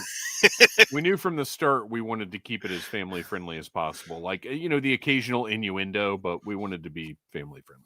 Yeah, my other one started the first half of the code name was another word that is a simile of the one that I used. And Kristian? So for mine, many years ago, I was a part of the Dragon Con 300, which is a costuming group that does the Spartan Army from 300. So I'm a big fan of Legion of Superheroes. And then, of course, Legion kind of going along with that whole theme. And I also am never going to be big enough to be a bear. I am merely a cub. So I'm Legion Cub. And that's the first time I've heard that story. Oh. I didn't know where that came from because it's always just been your handle. I didn't know. Mine, Phantom Troublemaker, originated from coming up with a name for a creator wrestler in, oh gosh, I guess No Mercy was the first. I think that was the first one I could use it. So it was just a masked version of me. And then later, when I actually started wearing a wrestling mask and hosting stuff, I started using that just as my secret, or my identity, my nom de plume, as it were. So that's where that came from. You can learn more in the fantastic documentary Troublemaker. Yeah, I didn't really have one on tap like you guys did. So I was basically like thinking of the G.I. Jeff episode and thinking about like the wacky code names and like something that would go along and fit that scheme. So we should have Scott Stripling do little mini comics of our origins, like just a little one page, like card back style. So yeah, that's where those come from. Sneezy the Squid, our pal Gary from the Dragon Con American Sci-Fi Classics track. With Mask entering the Energon universe, does this feel like the retroverse that was discussed back when Classified was starting is finally happening? If so, would you want them to bring in the Inhumanoids, Micronauts, or Visionaries? Cobra. Well, it doesn't really feel like the retroverse, because if you remember, that was my dream, I guess, based on a term that Emily used a couple of times during live streams. But yes, they're integrating these brands, and of course we want them to bring in, I mean, specifically Inhumanoids, but Micronauts, Visionaries, sure. I mean, look, I have always felt that, Inhumanoids were already tied to Joe in the Sunbow universe. Mask makes sense because it's a combination of potentially Cybertronian technology and Earth technology, and then Visionaries can kind of spring out of Mask with the hologram technology. Like, I have always seen connections between these brands. So yeah, bring them all in. Take your time, make it a good story. I disagree with you about all of them, or just no, not about all of them. So even when IDW tried to do the whole shared universe amongst all the Hasbro properties, I do not like the idea of Visionaries being beholden to anything from quote unquote current times, whatever current times are. Were they a different? They were. So it takes place in sort of like a future where technology died off, so everything reverted sort of back to that sword and sorcery. So you had magic prevailing, and then there are certain characters that the main Merlin is able to imbue with magic that can make only certain technology work. So it's not like you have a fleet of Skyclaws. You have one person whose magic is able to power that Skyclaw. If he is not in that vehicle, it cannot work. So you don't have like computers and all this other sort of stuff. So I've always felt like Visionaries needs to be on its own to retain that. Let me pitch you this. Visionaries stays in the far, far, far future. The magic / technology that they use is based on one of the synthetic Energon variants that are created over the course of what we're seeing in the Energon universe now. And it is also where Mask gets their holographic capabilities.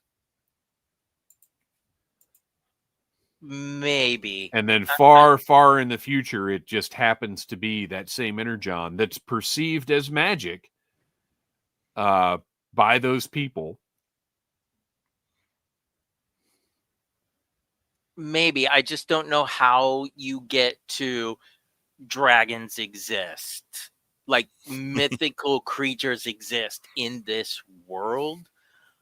So I had on here to take visionaries out, but put ROM in their place because ROM is a Hasbro property. Mm-hmm. Because that opens you up to that sci-fi element, and it lets us bring in aliens for G.I. Joe, not just dire wraiths, but if you want to bring in The the Lunar Tick Empire. Technically, we've already got aliens. Right. True. Yeah. We have them with Void Rivals and all that. Yep. Yeah. Good point. My thing was, this isn't, I don't know if it's necessarily the retroverse. It's just this is media conglomeration, and I'm all for that sort of thing. And my answers to the three were hell yes, maybe, and nah. I don't care for visionaries in my G.I. Joe comics. Well, I'm not saying it would be in anything going on that's in modern Energon universe, but it would be a far-flung connection to it. Reverend Scott Stripling says we need to integrate Turbo Teen. No, get out. That was when they tried to do like weird Transformer human crossovers, and it's got out of hand. Whatever you do, don't look up Pixar Cars Homunculus. Don't do it. Knox Levitt unfortunately commented on Threads. Knox, I have to tell you, I don't have Threads anymore. I don't check Threads anymore. It's the most regrettable social media thing. There's just no point. But we'll answer as best we can. So Knox Levitt 1 replied to the thread that I posted because it's just still connected and it's too difficult to disconnect it from Instagram. Cobra Commander, did he change in the Marvel run? Yes, he did. Tom Henry, chances of me getting a classified Fang before the end of 2025 seem slim. Yes, they do. What are the odds in 26? Hashtag Fang 2025. Hashtag our hashtags pointless. Hashtag does Lenny hate me? I think the chances of you getting a Fang in 2026 are 100% unless they're lower. Hashtags are pointless, and Lenny, yes, does hate you. Silent Interlude, who took up every bit of space you could possibly get into a screenshot on Instagram. Sound off, and this is fantastic and is setting the stage for the next 3 segment episodes we have, by the way. Sound off, Let's Freaking Go Ring spinoff. Create your own concept edition. I'm pitching Chaos at the North Pole, and this is inspired by our review of Dreadnought Rampage. I'm pitching Chaos at the North Pole, featuring 6 Snow Serpents, version 1, 6 Ice Vipers, and an Arctic Breaker, Stalker, and Duke in Arctic gear. White Stalker would have a white beret or with a beret, and Duke in the Arctic gear would have a white base with gray digital camo. Extra vehicles would be the Polar Battle Bear with Snow Job, digital Arctic camo, and an Arctic version of the Imp with scrap iron in snow colors. The last special figure will be Yukon, a new character which is just a kit bash homage to Yukon Cornelius from Rudolph. That's awesome. Frostbite version 3 head, dusty torso, steamroller waist, and whatever suitable arms and legs, all done in vintage mold O-rings, of course. So this is a fantastic idea. I love this set that you put together. And we will be taking turns doing this as our Let's Freaking Go Ring segment over the next 3 audio episodes. So Kristian and Noel, if you already came up with ideas for this, then just save them and you have less work to do over the next 6 weeks. Unfortunately, I themed mine to Thanksgiving, so well, I'm gonna have to shift that. Yeah, that's okay. That's it. Well, real quick, go ahead, since it's Thanksgiving, go ahead and do yours, and then you'll just have to do another one. I guess so. All right. So let me go back to it because I actually found the threads, Knox Levitt one's threads. I can read the whole post if you'd like. No, we're past it. All right. Nobody respond on threads. So this is for Thanksgiving. We get some nice muted fall colors in a set I call Pilgrim Strike. The leader is Duke in in like pumpkin pie colors. Duke is the leader of Pilgrim Strike because, well, his name is Duke, and he does kind of sound a little like John Wayne sometimes when he talks. So, Pilgrim. So I kind of tied all that together. He is joined by Lady J, who is also, of course, in some fall colors. Roadblock, who is serving also as the chef because this takes place at Thanksgiving, so he's got the turkey accessory with him. Spirit, of course, because you can't do a Thanksgiving set without having Spirit. Somebody's got to be there to like guide the rest of them through like how to do this all properly. And then finally, an original character by the name of Major Mayflower. He's going to have the head of Ambush, the torso of Pathfinder, and then whatever other arms and legs go with him. But I thought that the head of Ambush would work with a Mayflower themed character. Yeah, that makes sense. All right, so now I got to come up with new ones for whenever we do this on the regular section. Well, we'll save you for last, so you've got plenty of time to come up with something new.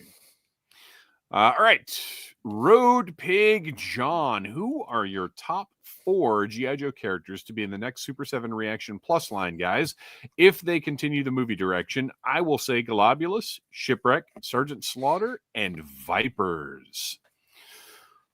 So while Sergeant Slaughter, I would love to see a Sunbow Sergeant Slaughter from Reaction Plus. There are some other things that I kind of put higher up on my list just for mine. Globulus, agree with you 100%. I am dying to see a Reaction Plus Globulus and how they handle him. I also want Nemesis Enforcer because we might as well round out the Cobra Law releases while we're here. I want, and I think I mentioned this a couple episodes ago, I want a first appearance Cobra Commander. Like the Cobra Law Cobra Commander, like we see him in that lab when he's doing the flashback. Yep. And then just for the 4th, because I couldn't quite come up with anything else that was super exciting, but I wanted something different. Chuckles, because I want a big Chuckles. Yeah. I would love to see like a big Sunbow sized Chuckles. I think. Well, I have a feeling we're gonna wind up getting. We got to get all the rawhides at some point. Right. I think they're definitely headed down that path. What about you guys? So I didn't go with the movie, but I was thinking of like things that would tie together in like one series, and I actually I have 2 sets. Number 1 is the Revenge of Cobra series. So this is the Weather Dominator series. You get how you're getting your Honda Lou West because you got to have her. Yeah. You're getting Flint in his Cobra gear. I thought him and Mutt would be too much. You're getting the Arctic version of Zartan in his winter coat, and then you're going to finally get that Sunbow Breaker, so your gray breaker for O-Ring. Oh yeah. The other option, and we talked about it briefly before, was No Place Like Springfield, because I mentioned getting Mara, like a housewife version of Mara, along with Shipwreck with his bandaged head and his his street clothes, a Cadet Deming, because I feel like we're going to get her at some point in time, and then finally for the rounding it out is going to be Doc in his like plain doctor's like.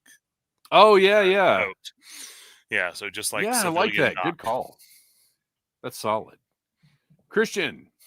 So I approached this, even though it said next 4 figures in the wave, I approached it from the Brian Flynn logic of we try to keep waves at a certain price point. So if there's something deluxe, that means they adjust it as opposed to making a wave way more expensive. So right? you're putting a repaint in there? No. I have. Honestly, to keep the price point, it's 2 figures, but I'm putting 3 in there. So we're getting a Nemesis Enforcer. Okay. He's going to be larger, like Raymar.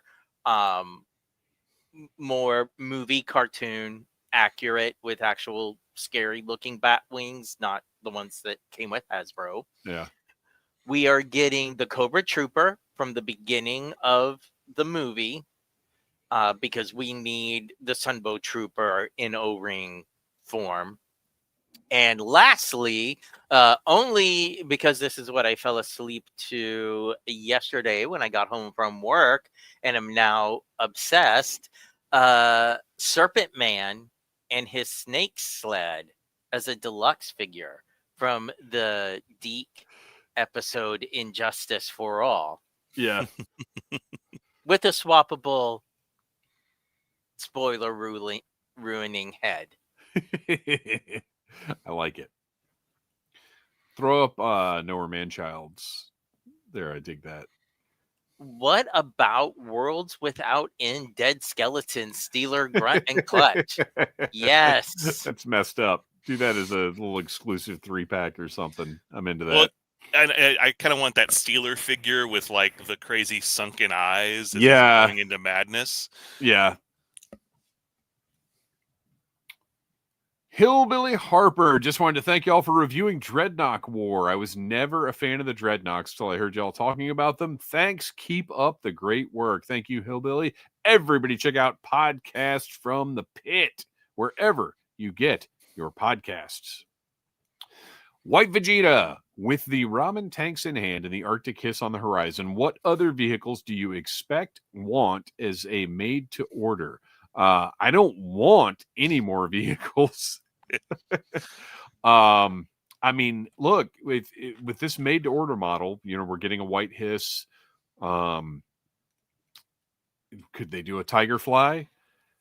Could they do a Tiger Sting?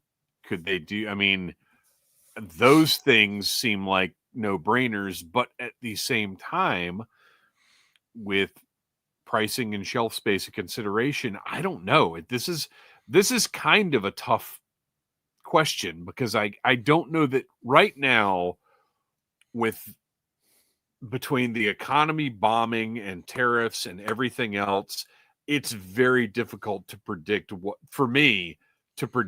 makes sense for a toy company to do. I had a hard time with this one only because most of what I was thinking I still want out of the line were actually released as smaller vehicles. There's not many that are, considered big. Yeah. But I was thinking of how they did the Sentinel for the X-Men 97 line as a made to order. So I think that would be a way to get us the water moccasin, since they've already given us Copperhead and Python Patrol Copperhead. So just make the water moccasin without any sort of pilot, offer it on the website. Yeah, I'm down with that. That'd be good.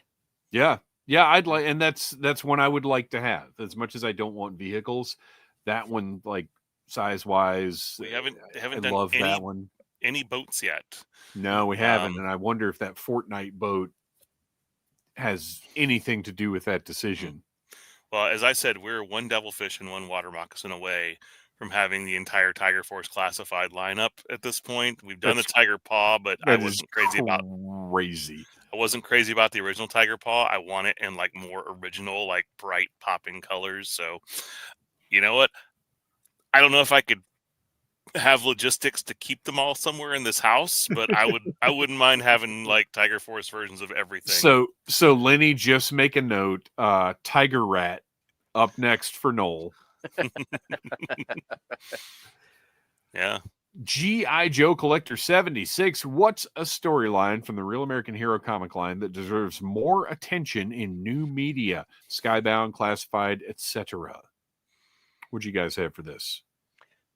Okay. Ooh, So I went with Skybound because I don't know how you would do this necessarily in toy form. Because it's more of a vague sort of notion, but some of my use my words. The last issue of the original Marvel run is a storyline that deals with should you or should you not go into the armed forces.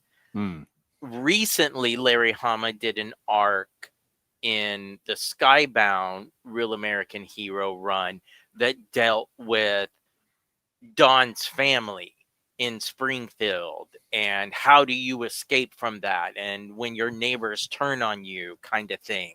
So when I read this, I kept thinking, we don't ever see much involving the other Joes families. And I wonder what kind of impact being a Joe has on their families. Do they lose connection? Are they considered, not MIA, but just, they have that government job and they're never around? Are their families ever in any danger? Like, that is a bridge I would like to see crossed in the Skybound. What was that? Gotham Central? Is that comic that was just followed like the GCPD? Yeah.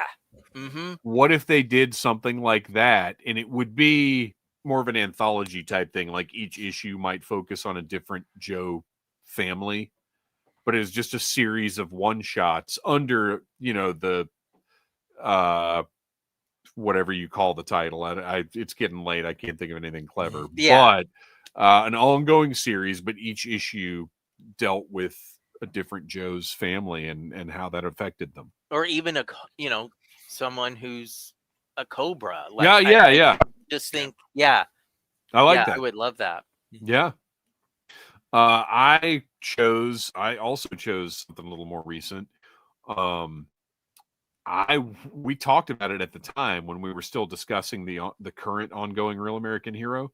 I would love to see the zombie bomb Fallout Cobras in Classified. I think they would have a blast sculpting those. Serpentor, Mindbender, just some random Cobra troops, like kind of along the lines of the Mole Rat almost. Mm-hmm. I would love to see those. I think that would be cool.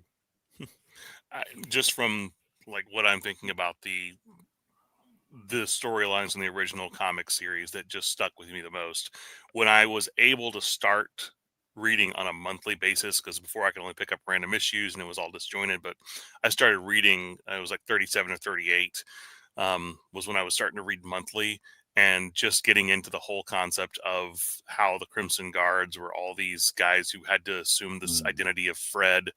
Like, they've touched on it a little bit, but I don't think they've really fleshed that out as much as they could have throughout the different iterations of G.I. Joe. Yeah, even IDW, which you'd think that would have been something they grabbed. I don't think they really ever dug into that. Yeah, because I've always just loved that concept, and it was creepy to me as a kid. Reading that. So something like that, or just more with Cobra Commander and Billy. We haven't gotten, that a modern iteration of that here recently. Although I think perhaps in modern times, tackling the son trying to assassinate his father story might be a little prickly for Hasbro to want to touch. Yeah. All right. Finally, Jason's Joes. I'd like to hear your thoughts on the jail in the G.I. Joe headquarters. Even as a kid, I thought it was impractical. The prisoners are right next to the computer station, allowing them to hear all sorts of classified talk. Also, the bars would allow prisoners to throw any manner of not family-friendly substances on people working at the computer station, allowing, I personally think, it was more of a drunk tank where the MPs could drop off Shipwreck and other rowdy Joes to dry out. You have put more thought into the G.I. Joe headquarters jail than anybody ever has in the history of this planet. I think, look, we've talked about on the show, a jail and a play set is essential. You have to have a jail of some kind. You are 100% correct with everything that you're saying, but it had never occurred to me, and it has not changed my opinion of the G.I. Joe headquarters jail, which I love. He hasn't even mentioned the fact that, you know what, all you got to do is just like reach up, climb up, fall right out of it. Right. Which is why, and I shared this a while back. I saw someone who had put the helipad on top of the jail, and that solves your roof problem. It also makes it a little bit more compact display. Yeah. So we just always played that it was a lower level. Yeah, that was me. I just I assumed there was supposed to be a roof over all of it. I Mhm. never thought that this was all open air. Yeah. I mean, I played with Uh, the Lego buildings that were built like dollhouses with the open back. So I was Mhm. always good to use my right. imagination with where there were actually walls and ceilings. All right, that wraps up Sound Off for the night. It is time to go into our final segment, Joe and Tell, where each of us shares something Joe related, Joe adjacent, whatever. I'm going to go ahead first just because Noel kind of already scooped mine a little bit, but I'm going to mention the Python Patrol Serpentor. Found it in store, and as I suspected, there were like 6 of them on the peg. I love it. And Kristian, you'll know what I'm talking about here. I love it so much because I love the original Serpentor they did. I love the Deke Serpentor, which is down here somewhere. Oh, there it is. I love the Deke Serpentor. So let me put an image in your head, Kristian. Imagine, similar to how they do reaction Godzillas, they just keep recoloring Serpentors like crazy styles. Like Oh my gosh. they do like a spray Japanese style one. Yeah. They do, and you have this just row because the base figure is beautiful. It's Yeah. a fantastic figure. So imagine you just have this row of Serpentor variants, just like they do with the Godzilla stuff. Yeah, I would dig that. Blind box Serpentors. Yep. That just hit me. I was like, oh my gosh, I hope. And if you remember the last time I interviewed Brian Flynn, he alluded to something. Yes. And I'm not saying it's necessarily going to be Blind Box Serpentor, but he alluded to thoughts about something along those lines. Yeah, because we had asked about blind box like troop builder. Right. And he was like, we have been talking about how to incorporate blind boxes into the Joe line. That idea. Not that. Right. But, right. Oh so my if gosh. he wanted to do crazy colors, I'd be into it. I'm in. All right. Noel, what you got? Yeah. So I'm not going to do a full, haul from Retro Toy Con, but I am going to talk about the first thing that I got while I was there, before the doors were even open. Since I had a vendor badge, I was able to wander around, and as you do, you kind of wander around and maybe talk to a couple vendors before they go public. It was right at the time the floor was opening. There was a vendor who had a lot of Transformer stuff, a lot of G1 stuff, and he had them in really great like display cases. Like he had a Megatron like that was actually in like a case. It's just a few extra bucks for him, but it gives it so much more value and visibility. He had a couple of others like that too. But I saw this and I was like, I gotta have this. So these are 7 of the different mini spies from Transformers. I've been on kind of a mission to collect, if not all 24, like Autobot versus Decepticon, at least of the 12 different variations, because there's 4 different car molds and 3 different colors they were released in. So this helps that quite a bit, because that gives me 7 uniques. I also happen to find at the room next to us, I happen to find another of the mini spies there. So I wound up increasing my mini spy collection by quite a bit. I got to check to see how close I am to getting 12 out of 12. But so this was a little bit more than I wanted to pay for it initially. But I also was at the booth and I saw a couple other things, and I picked up a certain item, and he gave me the price, and I was like, you got a "That's bundle. a good price." You got a bundle. Well, and thankfully, I had my enabler, Mr. Brian Hoffman, with me, who told me I was buying for 2 because he was not buying things. So this was also sitting there at his table, and I got essentially this and that for just about the price of what this was listed for. So this only added like a couple more bucks to it. Really. Nice. Very nice.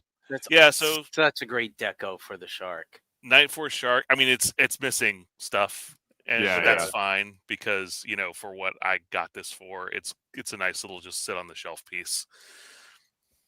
So yeah, that was Very my cool. first official purchase at Retro Toy Con. Kristian, tell us I actually don't something. have anything because the tracking number lied to me. Oh, Because I did recently get a good uh, one of those surprise at the last like 9 minutes eBay lots of like 10 vintage O-ring figures, ooh, nice. including a Serpentor, which I have an original Air Chariot, but I haven't had an original Serpentor since we got rid of our O-rings long ago. Well, be careful handling his crotch. Yeah, exactly. So hopefully by our next live stream, because they were supposed to show up today in the Yeah. mail, and when I went up there, they were not there. So hopefully by Shipping in next live general, stream. I think, has been a little wonky across the board. Yep. Well, that is all the show we've got for you tonight. Our music is by Andy Sanford of electricminnowmusic.com. Follow us on Instagram at Audible Interlude Podcast. Send us a message there with your email address, and we'll add you to the Audible Army Facebook group, where you can have an impact on how the show works and just share fun stories with other Joe fans. Noel, why don't you tell us a little bit about The Finest? The Finest is an international G.I. Joe costuming club raising money for a wonderful organization called Canines for Warriors. We are $550 away from hitting our $10,000 goal for the year. So if you would like to go to thefinestcc.com to find out how you can donate there. You can donate on behalf of The Finest. There is a link. I think it's on the website, but otherwise, yeah, I was going to say, if you're in the Audible Army, shoot me a message and I'll send you a link directly to where you can donate if you do want to help us hit that goal. I think it's definitely doable to get another 550 by the end of the year. A couple more shows Yeah, to knock that out. for sure. We raised 281 with my Garrison at this show. So we're doing all that we could. But yeah, help us reach that goal. And Kristian, where can we find that toy photography you do so well? You can find me on Instagram and Blue Sky under the name Legion Cub. And you can find us right here on the Needless Things YouTube channel on December the 8th. Put it on your calendar. Until then, yo, Joe. Cobra. Snakesgiving.